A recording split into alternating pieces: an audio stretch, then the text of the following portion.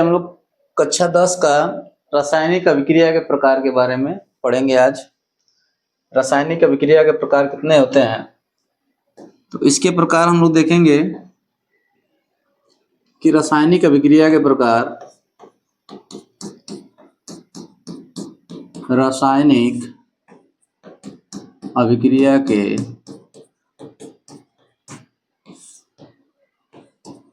निम्न प्रकार होते हैं,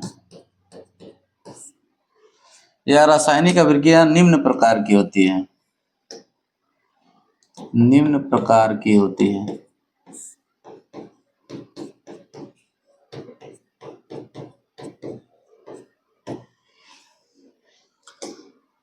इसमें पहला संयोजन अभिक्रिया। संयोजन अभिक्रियाएं होती हैं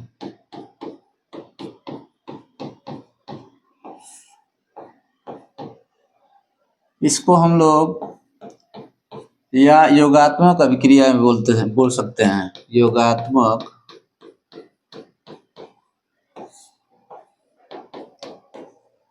अभिक्रियाएं।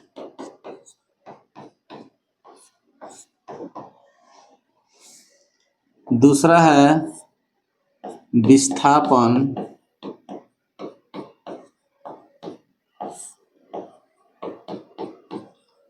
अभिक्रियाएं।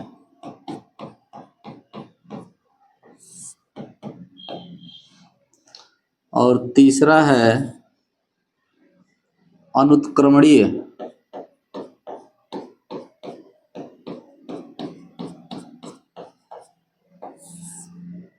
अभिक्रियाएं।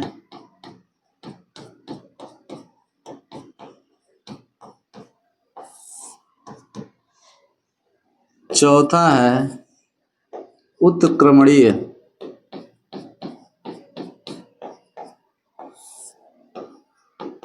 अभिक्रियाएं।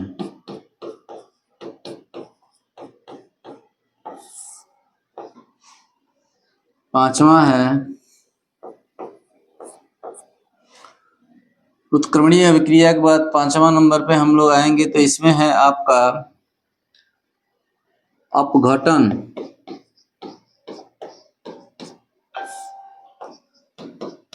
अभिक्रियाएं।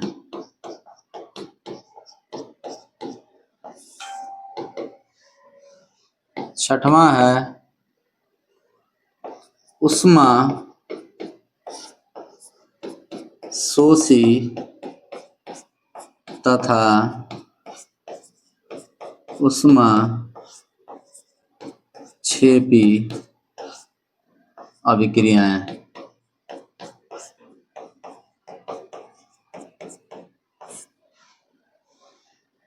और सातवां है वियोजन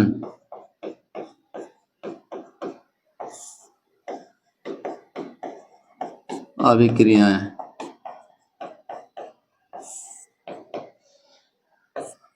आठवां है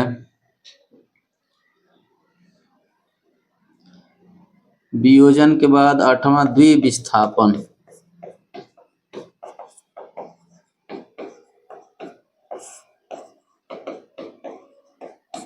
अभिक्रियाएं। नौवां नंबर पे उपचयन तथा अपचयन अभिक्रियाएं।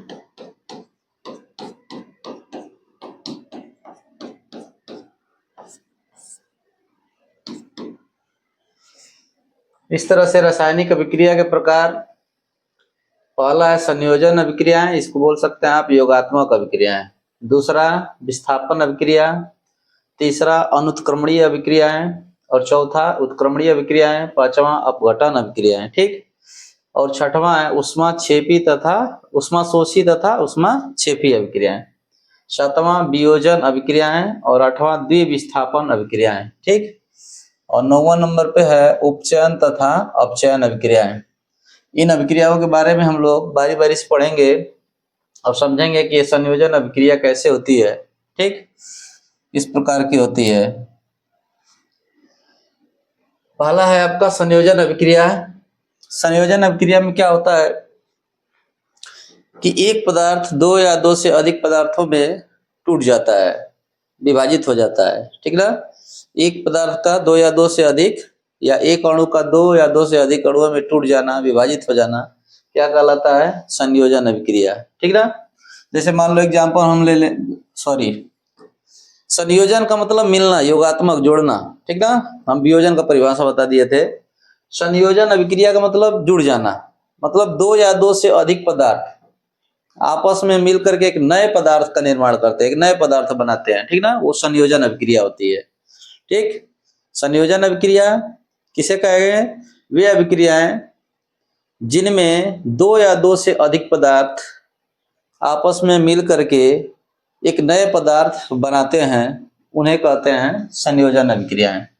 जैसे मान लो एक सल्फर ले लिए, एक ऑक्सीजन, और ये दोनों मिल करके बना देंगे SO2, सल्फर डाइऑक्साइड, ठीक। ये आपका सॉलिड अवस्था में रहेगा और ये गैस अवस्था में, इन दोनों को मिला करके एक नया पदार्थ का निर्माण हो जाएगा, सल्फर डाइऑक्साइड, जो गैस के रूप में रहेगा, ठीक ना। तो इसका परिभाषा लिख लेते हैं, फिर एग्जाम्पल देंगे कि संयोजन अभिक्रिया किसे कहते हैं। लिखेंगे कि वे अभिक्रियाएं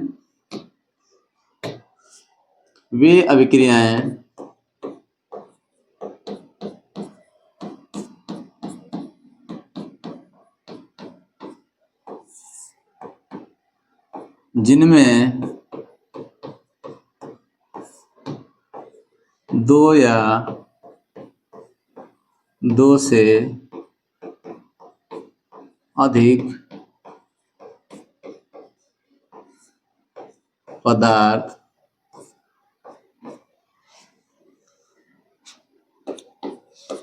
मिलकर एक नए पदार्थ बनाते हैं,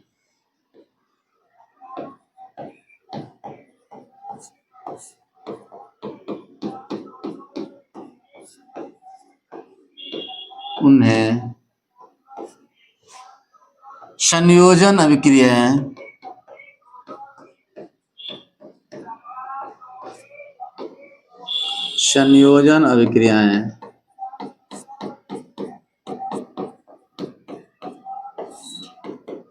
कहते हैं, ठीक। जैसे हम लोग लिखेंगे इसका एग्जाम्पल, ऐसे मान लो एक सल्फर है, एक ऑक्सीजन, ये दो पदार्थ हैं, आपस में जब मिलेंगे तो एक नए पदार्थ का निर्माण करेंगे, SO2 का, ठीक।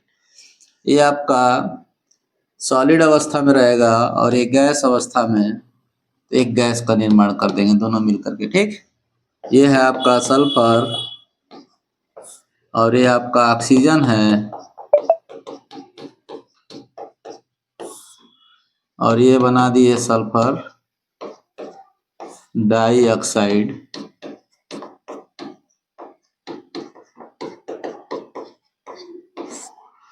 ठीक ना। वे अभिक्रियाएं जिनमें दो या दो से अधिक पदार्थ मिलकर एक नए पदार्थ बनाते हैं, उन्हें संयोजन अभिक्रिया कहते हैं। देखिए, दो पदार्थ हैं, ये मिल करके क्या बना दिए? नए पदार्थ का निर्माण कर दिए, ठीक। तो ऐसी अभिक्रिया को बोलेंगे संयोजन अभिक्रिया। आगे इसके बाद है विस्थापन अभिक्रिया। विस्थापन अभिक्रिया में क्या होता है? जैसे कोई भी यौगिक है, दो पदार्थ हैं, दोनों पदार्थ में से कोई एक पदार्थ का एक तत्व दूसरे पदार्थ में जाकर के जुड़ जाता है, तो इस प्रकार की अभिक्रिया को बोलेंगे विस्थापन अभिक्रिया, यानी कि विस्थापित हो जाना, अलग हो जाना अपने एक पदार्थ से दूसरे पदार्थ में, ठीक ना। तो इसको लिखेंगे, इसका परिभाषा, जैसे एग्जाम्पल समझते हैं। जैसे मान लीजिए कि आपका आ गया कि CuSO4 प्लस Fe, मान लीजिए कि दो पदार्थ हैं, दो पदार्थों में मान लीजिए कि पहले वाला पदार्थ का एक परमाणु माने किसी एक तत्व का परमाणु, ठीक ना, कोई भी, ये या ये, लेकिन ये कैसे जुड़ते हैं इसको समझिएगा, कौन किसके साथ जुड़ेगा। यानी कि इस पे प्लस चार्ज होता है, इस पे प्लस चार्ज होता है, ठीक, तो ये आपस में जुड़ नहीं सकते हैं, ठीक ना।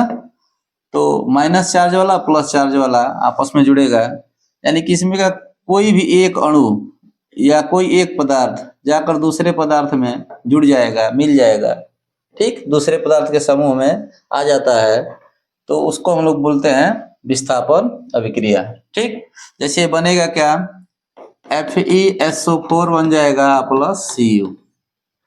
यानी देखिए दो तरह से बताएंगे, जैसे दो या दो से अधिक पदार्थ हैं किसी अभिक्रिया में, ऐसी अभिक्रिया जिसमें दो या दो से अधिक पदार्थ में से कोई एक पदार्थ का मतलब किसी एक यौगिक का कोई एक अणु के परमाणु क्या होते हैं, विस्थापित हो जाते हैं। देखिए इसमें SO4 के साथ क्या था, Cu, तो Cu अलग हो गया SO4 के साथ, लेकिन SO4 किसी दूसरे तत्व के परमाणु से क्या हो गया, जुड़ गया, ठीक। तो किसी एक परमाणु का जुड़ना बता दीजिए या इन पदार्थ से किसी एक परमाणु का अलग होना बता दीजिए, विस्थापन अभिक्रिया कहला जाएगा, ठीक। तो इसका डिफिनेशन लिख लेंगे कि वे अभिक्रियाएं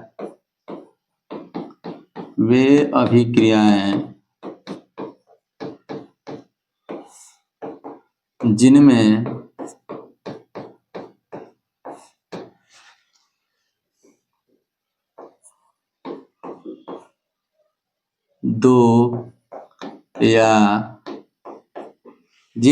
दो या दो न लिख करके किसी यौगिक भी लिख सकते हैं, ठीक ना, यहाँ ऐसे लिख सकते हैं हम लोग, जिनमें किसी यौगिक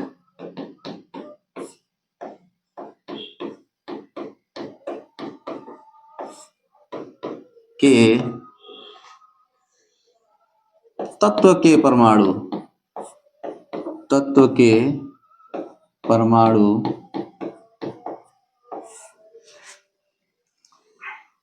दूसरे के तत्व के एक परमाणु, ऐसे लिख सकते, परमाणु या अणु लिख सकते हैं, तत्व के हैं वे अभिक्रिया जिनमें किसी यौगिक के एक तत्व के परमाणु दूसरे तत्व के परमाणु के समूह में आ जाते हैं,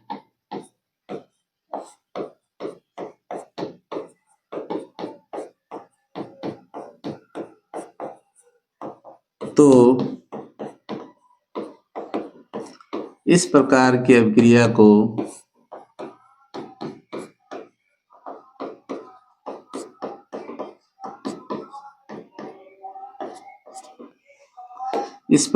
अभिक्रिया को विस्थापन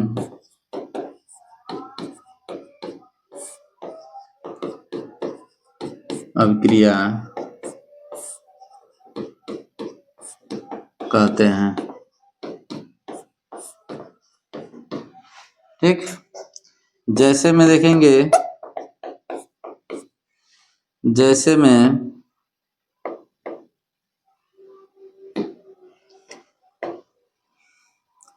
अभी एग्जाम्पल बताए, CuSO4 के साथ Fe को ले लेंगे, तो इसमें जो SO4 है Fe के साथ Fe के समूह में आ जाएगा, यानी कि हो जाएगा FeSO4 प्लस Cu आपका अलग हो जाएगा, ठीक।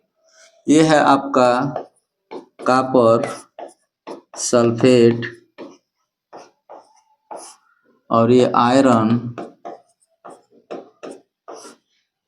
और ये फेरस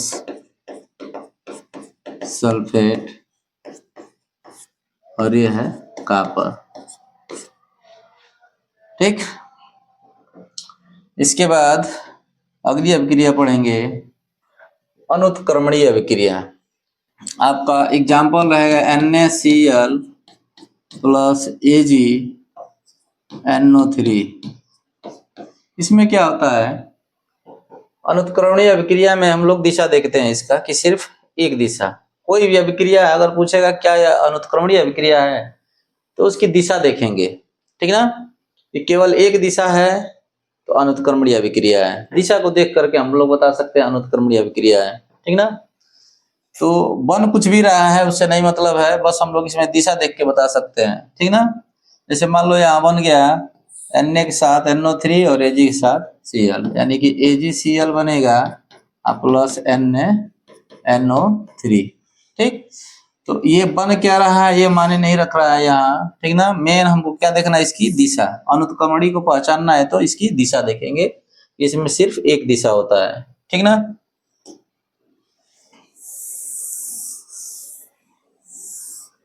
जैसे इसका परिभाषा लिखते हैं कि वे अभिक्रियाएं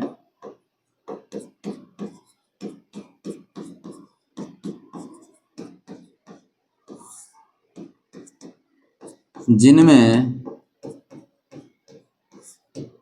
केवल एक दिशा संपन्न होती है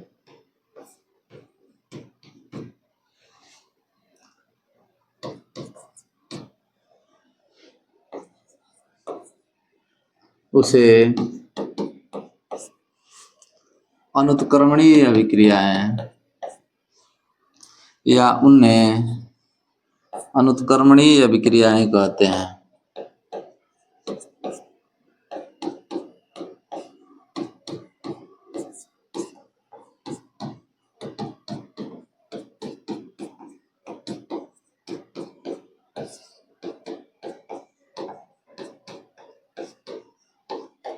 ठीक, जैसे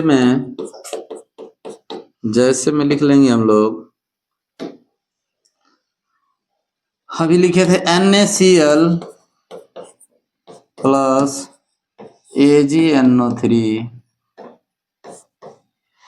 यानी कि ये है सोडियम क्लोराइड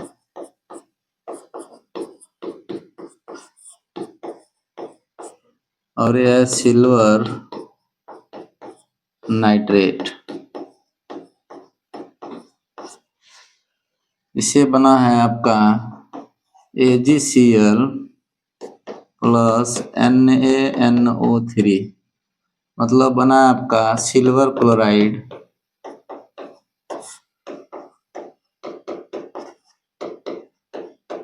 और यह है सोडियम नाइट्रेट, ठीक। तो अनुत्क्रमणी में क्या होता है, सिर्फ एक दिशा होता है, ठीक ना। ये एक ही दिशा में संपन्न होती है, तो ऐसी अभिक्रिया को बोलेंगे अनुत्क्रमणीय अभिक्रिया, ठीक। आगे हम लोग देखेंगे अपघटन अभिक्रियाएं। अपघटन अभिक्रिया में एक अणु होता है, दो या दो से अधिक अणु सरल अणुओं में विभाजित हो जाता है, टूट जाता है, ठीक ना। और एक चीज और है इसमें, अपघटन अभिक्रिया अनुत्क्रमणीय अभिक्रिया में होती है, ठीक ना। तो यहाँ हम लोग इसका परिभाषा जब लिखेंगे तो सीधा सीधा देखिए एग्जाम्पल CaCO3। अगर मान लीजिए कि यह एक आपका अणु है तो टूटेगा, जैसे इसको तापमान देंगे तो टूट जाएगा दो अणुओं में CaO प्लस O2 में, ठीक ना। ये एक अणु कितने अणुओं में, दो सरल अणुओं में टूट जाता है। और मेन इसमें क्या चीज है, ये अनुत्क्रमणीय अभिक्रिया में होता है, ठीक ना। तो हम लोग परिभाषा जब लिखेंगे तो लिखेंगे कि वे अभिक्रियाएं, अभिक्रिया न लिख करके वे अनुत्क्रमणीय अभिक्रिया लिखेंगे, क्योंकि यह अनुत्क्रमणीय अभिक्रिया में होता है अपघटन अभिक्रिया। वे अनुत्क्रमणीय अभिक्रियाएं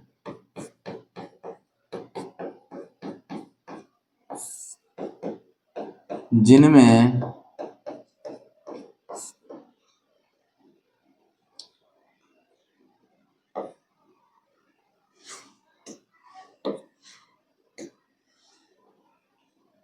कोई अणु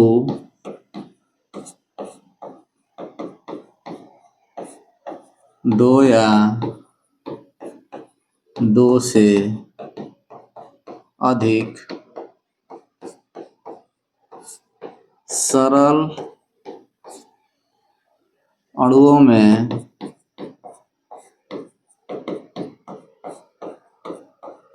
विभाजित हो जाता है,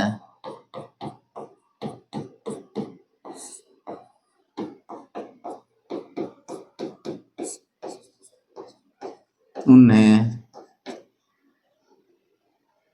अपघटन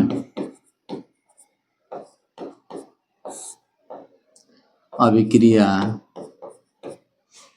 अपघटन अभिक्रियाएं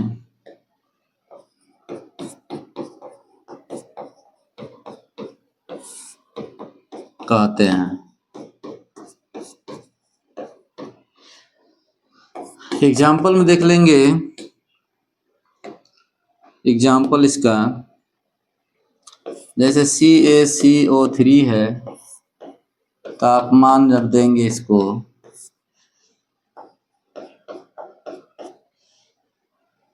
तो ये दो अणुओं में टूट जाएगा, CaO प्लस O2 के रूप में टूट जाएगा, ठीक ना। ये कैल्शियम कार्बोनेट है,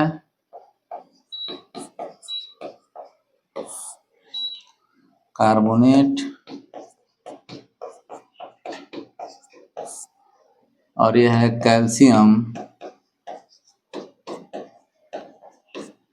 ऑक्साइड, और ये आपका ऑक्सीजन,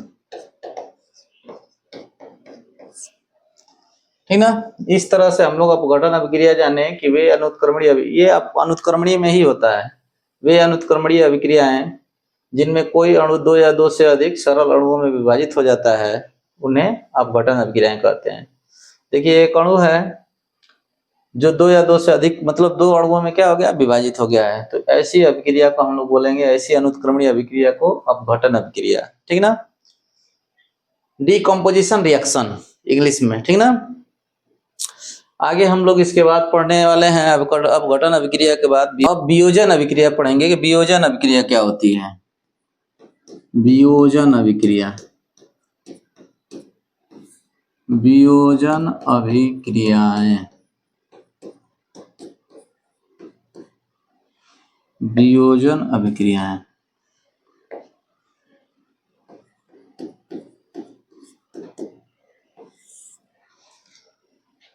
देखिए वियोजन अभिक्रिया में क्या होता है कि इसमें तो पहले उत्क्रमणीय अभिक्रिया होती है, ये उत्क्रमणीय अभिक्रिया में होता है वियोजन अभिक्रिया, ठीक ना। जैसे ऐसी उत्क्रमणीय अभिक्रिया, वे उत्क्रमणीय अभिक्रिया जिसमें एक अणु दो या दो से अधिक सरल अणुओं में टूट जाता है, ठीक ना, विभाजित हो जाता है।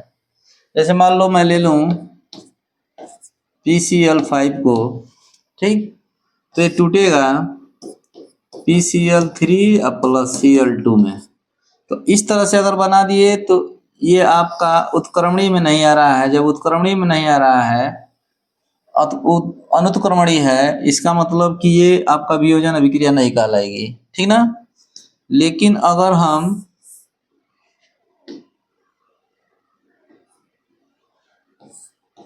इसकी दो दिशा बना दें, इसको हटा करके इसकी दो दिशा ऐसे बना दें, दो दिशा में संपन्न कराएं, तो अब ये हो जाएगा वियोजन अभिक्रिया। क्योंकि यह जो अणु है दो या दो अणुओं में टूट रहा है, विभाजित हो रहा है, और इसमें क्या है, दो दिशा संपन्न हो रही है, इसलिए यह क्या है, वियोजन अभिक्रिया, ठीक। अब इससे पहले हम लोग उत्क्रमणीय जान लेते हैं कि उत्क्रमणीय क्या होता है, तब वियोजन समझेंगे, ठीक ना। एकदम सेम वही है जो अभी लिखे हैं कि उत्क्रमणीय अभिक्रिया। इससे पहले देख लेते हैं उत्क्रमणीय पढ़ाया गया है कि नहीं। उत्क्रमणीय अभी नहीं पढ़ाया है, इसको पढ़ा देते हैं, ठीक ना। उत्क्रमणीय अभिक्रियाएं, ठीक। तो वे अभिक्रियाएं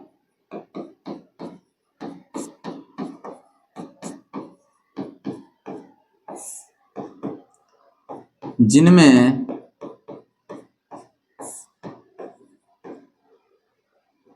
दो दिशा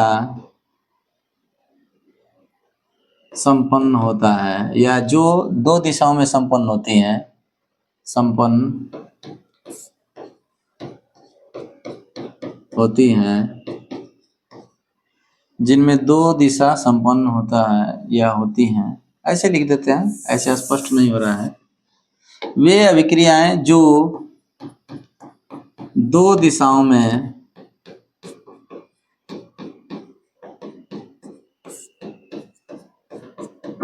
संपन्न होती हैं,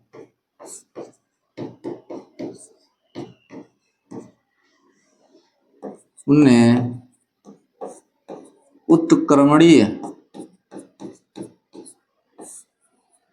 अभिक्रियाएं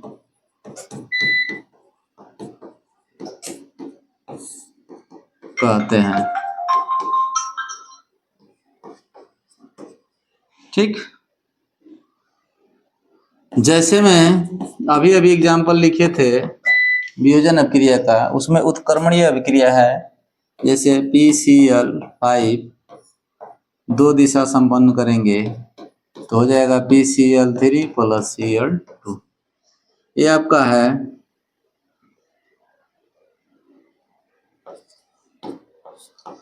फास्फोरस पेंटाक्लोराइड,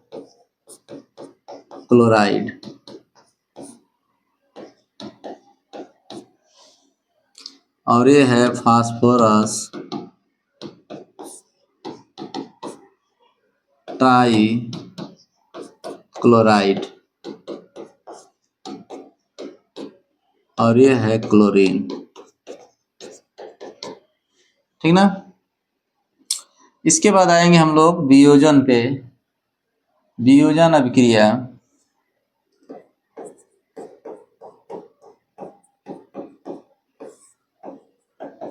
अभिक्रियाएं,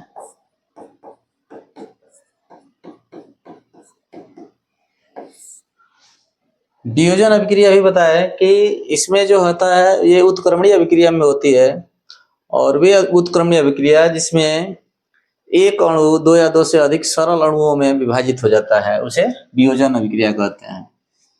तो वियोजन अभिक्रिया का डेफिनेशन लिख लेंगे कि वे अभिक्रियाएं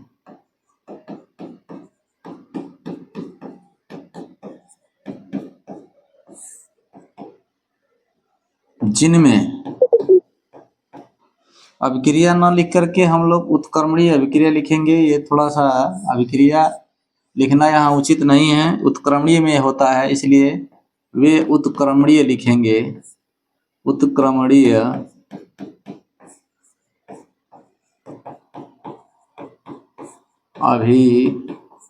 अभिक्रियाएं जिनमें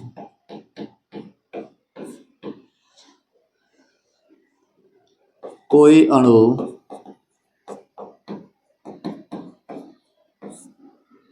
दो या दो से, या किसी यौगिक के अणु, ठीक ना, ऐसे भी लिख सकते हैं, किसी यौगिक के अणु, ऐसे भी लिख सकते हैं, किसी यौगिक के अणु दो या दो से अधिक सरल अणुओं में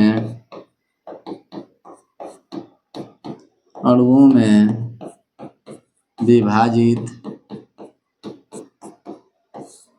हो जाते हैं, उन्हें, या ऐसी अभिक्रिया को क्या कहते हैं, वियोजन अभिक्रियाएं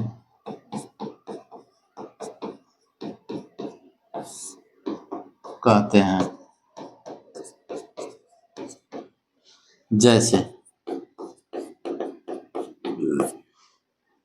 जैसे में एग्जाम्पल हम लोग लिखे थे उसी को यहाँ लिख देते हैं। बहुत सारे एग्जाम्पल हैं, ठीक, बस आप समझ जाएंगे तो बहुत सारे एग्जाम्पल दे लेंगे। इसमें सिर्फ कैसा होना चाहिए, उत्क्रमणीय का, ये आपका उत्क्रमणीय का चिन्ह होना चाहिए, उत्क्रमणीय है, ठीक ना, जिसमें दो दिशाएं संपन्न होती हैं। इसका मतलब क्या होता है, देखिए, इसका मतलब है कि PCl5 से PCl3 और Cl2 भी बन सकता है, और इनसे पुनः इसका भी निर्माण किया जा सकता है, ठीक ना। तो ये आपका उत्क्रमणीय अभिक्रिया होगी, ठीक। और उत्क्रमणीय अभिक्रिया में जब किसी यौगिक के अणु दो अणुओं में टूट जाए या दो से अधिक अणुओं में टूट जाए, तो इस प्रकार की उत्क्रमणीय अभिक्रिया का नाम होगा वियोजन अभिक्रिया, ठीक। इसका नाम फास्फोरस ट्राइक्लोराइड, और ये है क्लोरीन, और ये फास्फोरस पेंटाक्लोराइड है, ठीक ना। इसके बाद आगे हम लोग पढ़ेंगे, इसके बाद है आपका उष्मा शोषी तथा उष्मा क्षेपी। देखिए, उष्मा क्षेपी हम लोग पढ़ेंगे, उष्मा क्षेपी, उष्मा क्षेपी अभिक्रियाएं, अभिक्रियाएं।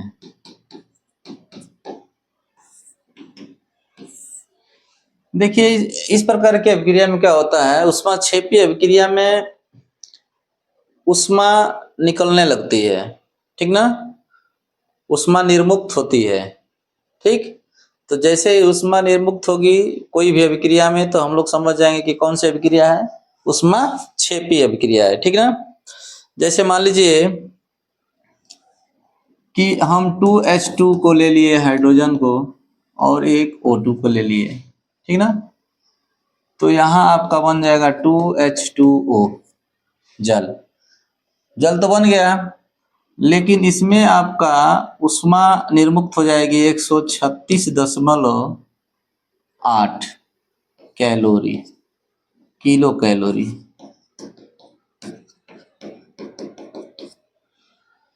तो कैलोरी जो है होता है मात्रक आपका किलो कैलोरी या कैलोरी उष्मा का, ठीक ना।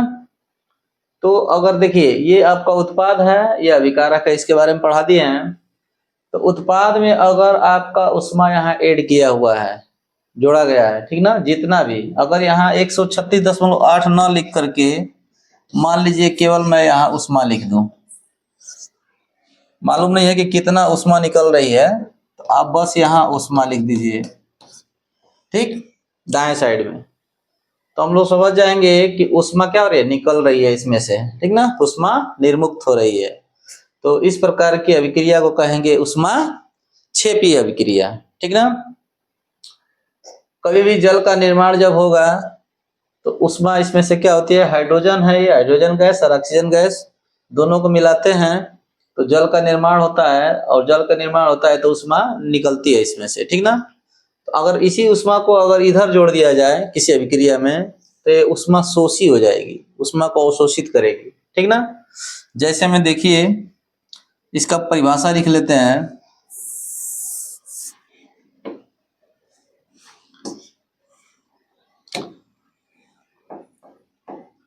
वे अभिक्रियाएं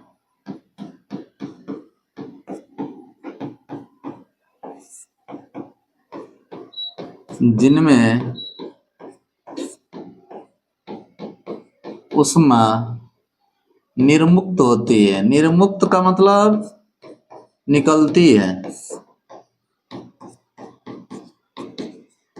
ठीक, उन्हें क्या बोलते हैं, उन्हें उष्मा क्षेपी अभिक्रियाएं कहते हैं।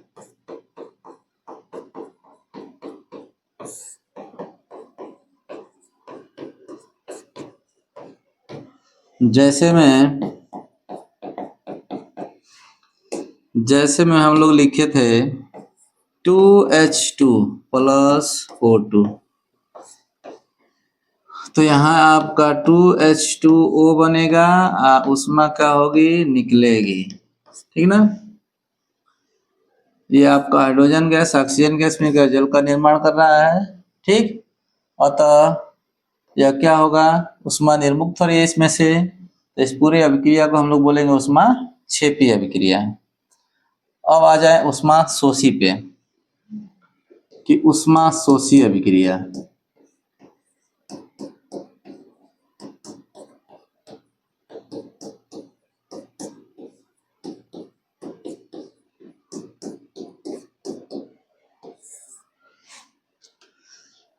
शोषी का मतलब अवशोषित हो जाना, ठीक ना। उष्मा क्या होती है इसमें, अवशोषित होती है ऐसी अभिक्रिया में, ठीक ना।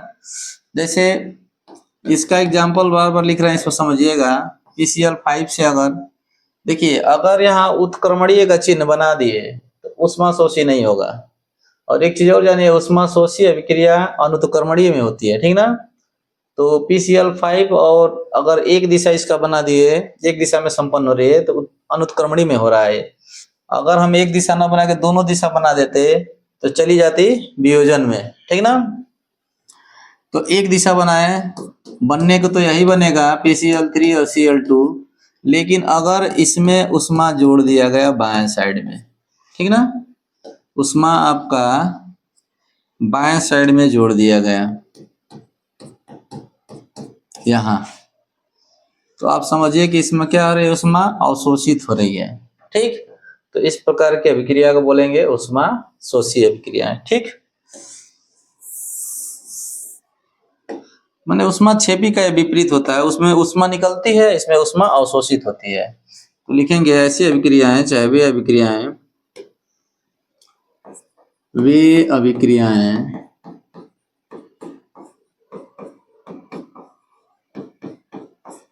जिनमें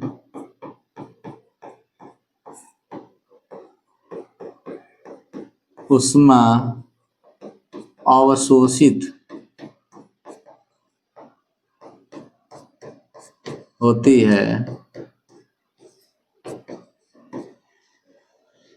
उन्हें उष्मा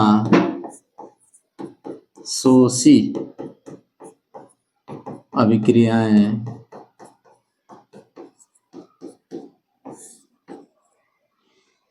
कहते हैं।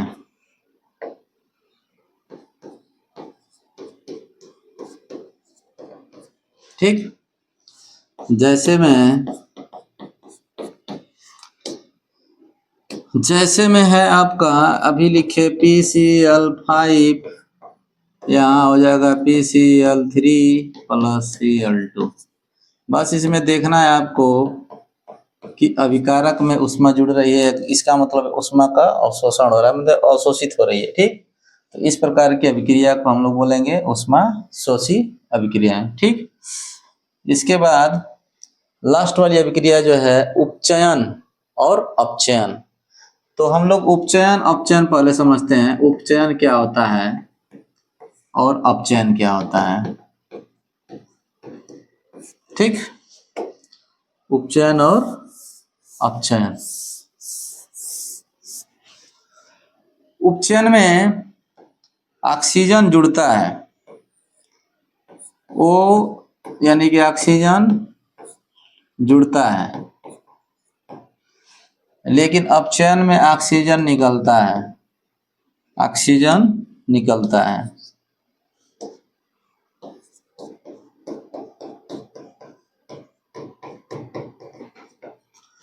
जैसे मान लो कार्बन प्लस O2 अगर दोनों को एक साथ करेंगे तो क्या हो जाएगा, CO2। देखिए ऑक्सीजन जुड़ गया, ठीक ना, ये ऑक्सीजन का जुड़ना हो गया, ठीक ना।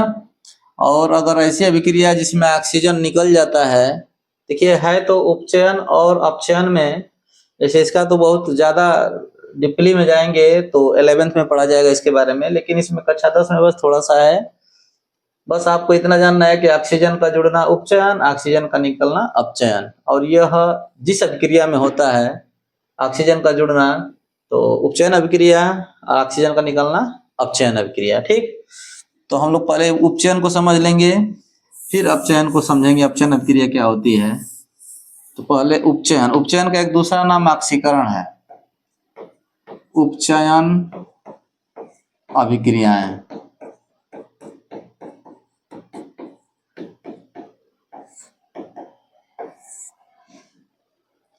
ऐसी अभिक्रियाएं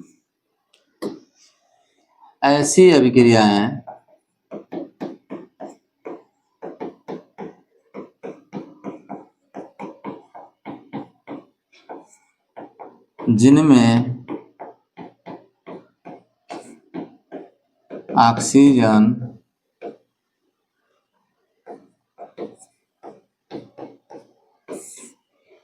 की वृद्धि होती है, जुड़ेगा तो वृद्धि होगी, की वृद्धि होती है,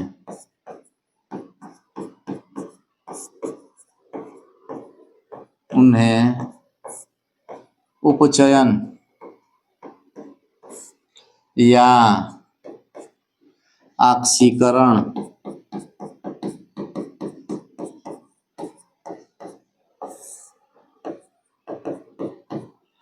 अभिक्रियाएं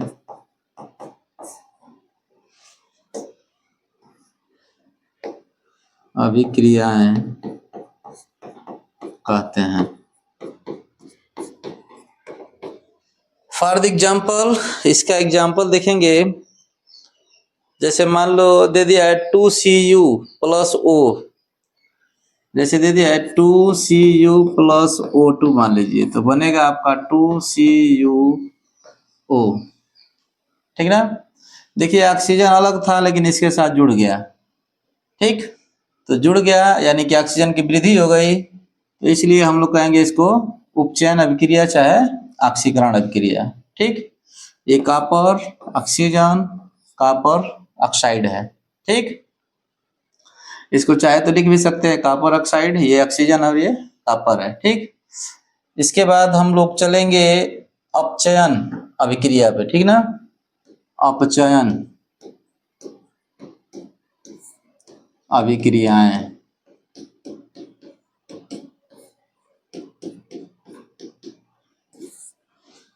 अपचयन अभिक्रिया में इसका एकदम विपरीत होता है, यानी कि ऑक्सीजन की कमी हो जाती है, ठीक ना। ऐसी अभिक्रिया में ऑक्सीजन की कमी का मतलब ऑक्सीजन निकल जाता है, किसी अणु में से तत्व यौगिक में से ऑक्सीजन निकल जाता है, ठीक ना। जैसे इसका परिभाषा लिख लेते हैं कि ऐसी अभिक्रियाएं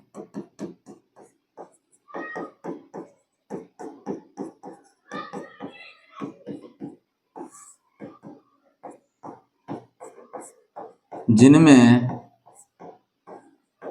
ऑक्सीजन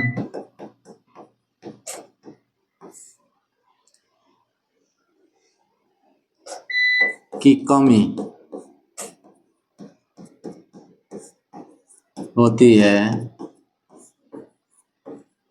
उन्हें अपचयन अभिक्रियाएं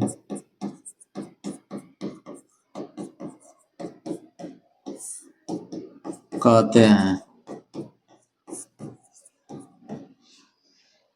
ठीक। जैसे अपचयन अभिक्रिया में ले लेंगे CuO प्लस H2 को, ठीक। CuO जैसे में CuO प्लस H2 को ले लेंगे तो बनेगा आपका Cu प्लस H2O। देखिए इसमें ऑक्सीजन की कमी हो गई है, ठीक ना। किसी भी परमाणु में ऑक्सीजन की कमी हो गई तो समझिए कि इसमें कौन सी अभिक्रिया हो रही है, अपचयन अभिक्रिया। CuO से क्या हो गया, ऑक्सीजन की कमी हो गई, ठीक। यहाँ Cu अकेला हो गया, कमी हो गया ऑक्सीजन का, सिर्फ इसी को देखना है, ठीक ना, कि ऑक्सीजन की कमी हो गई, यानी किसी भी परमाणु में उपस्थित है, किसी यौगिक में उपस्थित है ऑक्सीजन, तो उस यौगिक से हट गया ऑक्सीजन तो कमी हो गया इस अभिक्रिया में ऑक्सीजन की, तो ऑक्सीजन की कमी हो जाना यानी कि अपचयन अभिक्रिया कहलाएगा, ठीक ना। ये आपका कॉपर ऑक्साइड है, ऑक्सीजन हाइड्रोजन है, और ये कॉपर और ये जल, ठीक। तो इस तरह से अपचयन अभिक्रिया भी यहाँ से समाप्त होती है। अब हम लोग आगे पढ़ेंगे संक्षारण, यहाँ से पूरी अभिक्रियाएं खत्म हो गई इसकी।